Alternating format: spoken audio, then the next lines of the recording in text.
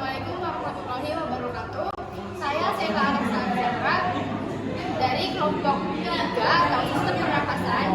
Materi sistem pernapasan yang akan kita bahas kali ini adalah sistem pernapasan manusia, gangguan dan kelainan pada sistem pernapasan manusia, merokok dan kesehatan, teknologi yang berkaitan dengan sistem pernapasan, dan yang terakhir adalah sistem pernapasan pada hewan. Sistem pernapasan manusia. Pernapasan atau bisa juga disebut dengan respirasi dapat didefinisikan sebagai masuknya oksigen dan keluarnya karbon dioksida di dalam darah manusia. Umumnya, manusia yang memiliki sistem pernapasan normal ialah dapat ditandai dengan bernapas 12-20 kali di dalam 1 menit. Manusia bisa melakukan 2 cara sistem pernapasan, yaitu 1 dengan pernapasan dada dan yang kedua adalah dengan pernapasan perut. Pernapasan dibagi menjadi 2, yaitu pernapasan luar dan pernapasan dalam. Pernapasan luar adalah proses terjadinya pertukaran udara di dalam alveolus dengan darah yang berada di dalam kapiler.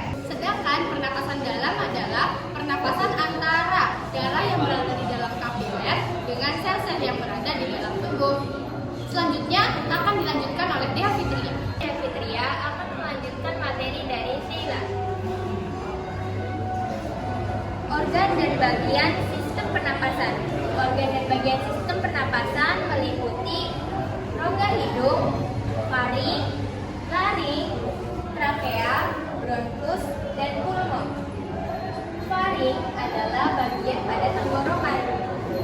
Rongga hidung adalah bagian yang ada pada hidung. Laring bisa juga disebut sebagai pangkal tenggorokan. Sedangkan trakea disebut sebagai batang tenggorokan, bronkus disebut sebagai cabang pada tenggorokan, dan pulmon disebut sebagai paru-paru. Bagian rongga hidung dan fungsinya. Rongga hidung memiliki kelenjar minyak yang berfungsi untuk menyaring benda asing yang masuk kepada sistem pernapasan. Yang kedua ada rambut halus pada hidung. Rambut halus pada hidung berfungsi sebagai penyaring partikel yang dihirup udara yang masuk, yang dihirup oleh hidung akan disaring oleh rambut-rambut halus. Lalu ada konko. Konko berfungsi sebagai penghangat udara dingin yang masuk di hidung. Faring. Fungsi faring. Faring memiliki 2 fungsi, yakni sebagai saluran pernapasan juga sebagai saluran pencernaan. Fungsi utama faring yakni menyediakan saluran untuk keluar dan masuknya udara. Di faring terdapat juga pita suara yang berfungsi sebagai penghasil suara. Selanjutnya akan disampaikan oleh Rafli. Muhammad Rafli Adiansyah akan melanjutkan materi dari Dea Fitria tentang bagian trakea dan fungsinya. Trakea terdapat memiliki 2 cabang, yaitu cabang bronkus kanan dan kiri. Dan cabang dari itu akan bercabang lagi dalam paru dan menjadi saluran kecil yang disebut bronkiolus. Pada bronkiolus ada gelembung-gelembung kecil yang disebut gelembung paru-paru atau alveolus. Dinding tenggorokan sangat tipis dan kaku, berada pada rongga silia. Silia berfungsi untuk menyaring benda asing yang masuk melalui melalui saluran pernapasan. Selanjutnya bagian laring dan fungsinya. Laring memiliki tulang rawan, yaitu epiglotis. Juga diselimuti oleh membran mukosa untuk menyaring benda asing yang masuk melalui saluran pernapasan. Fungsi utama laring adalah tempat keluar masuknya udara dan menghasilkan suara. Bagian laring dan fungsinya. Laring memiliki tulang rawan, yaitu epiglotis. Juga diselimuti oleh membran mukosa untuk menahan getaran suara. Fungsi utama laring adalah untuk tempat keluar masuknya udara dan menghasilkan suara. Di laring terdapat kantong yang akan terbuka jika manusia bernapas. Nama saya Bil Khairi. Saya akan melanjutkan materi dari Muhammad Rafli. Bagian bronkus dan fungsinya.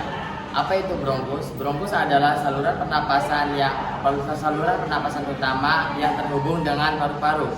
Bronkus memiliki 2 cabang, kiri dan kanan, yang mengarah pada paru-paru dan bercabang lagi yang disebut dengan alveolus. Alveolus memiliki kapiler darah. Melalui kapiler darah, oksigen dan udara masuk ke dalam darah. Fungsi utama dari bronkus ialah menyediakan jalan untuk udara yang ingin masuk dan keluar menuju paru-paru. Tulang rawa pada bronkus tidak beraturan, namun ada cincin tulang rawan yang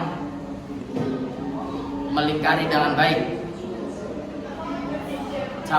Cabang dari bronkus ialah bronkiolus, bagian pulmo dan fungsinya. Apa itu pulmo? Pulmo adalah organ tubuh yang penting dalam proses pernapasan.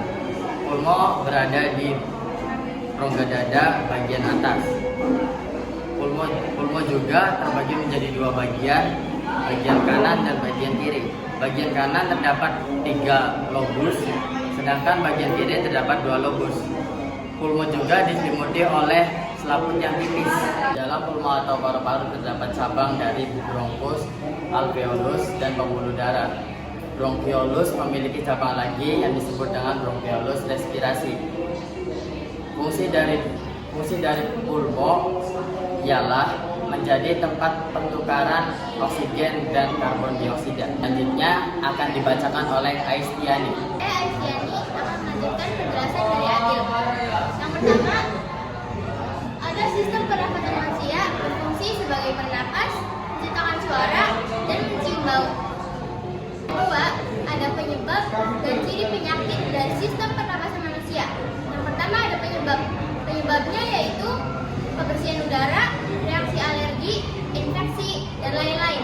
Cirinya sesak nafas, batuk, demam, bersin, dan lain-lain. Yang ketiga, ada jenis penyakit dari sistem pernapasan manusia. Yang pertama, ada flu, asma, tuberkulosis, radang paru-paru, dan bronkitis. Selanjutnya, materi akan dijelaskan oleh Nita. Saya Nita Juliani, saya ingin melanjutkan dari Aistiani. Pengaruh rokok terhadap kesehatan. Iritasi akibat asap rokok secara terus-menerus di saluran nafas dan jaringan paru mengakibatkan saluran nafas menjadi lebih sembab dan basah, sehingga memudahkan kuman atau bakteri serta debu menempel di saluran nafas. Selanjutnya dapat terjadi peradangan dan berlanjut menjadi infeksi. Dan ini dalam pernapasan materi disampaikan oleh Satria. Saya Satria ingin melanjutkan dari Dinda. Sistem pernapasan pada hewan. 5 sistem pernapasan hewan sesuai dengan jenis dan spesiesnya. 1. Paru-paru. Hewan yang menggunakan paru-paru yaitu mamalia, terdiri dari hidung, saluran pernapasan, dan juga paru-paru itu sendiri. 2. Burung, terdiri dari hidung, tenggorokan, dan paru-paru. 3. Reptil, terdiri dari hidung, tenggorokan, dan paru-paru. 4. Amfibi, contohnya katak. Ketika ia menjadi berudu, ia bernapas menggunakan lisan. Ketika ia bertumbuh menjadi dewasa, ia akan bernapas menggunakan paru-paru. Selanjutnya akan dibacakan oleh Bapak Rizky.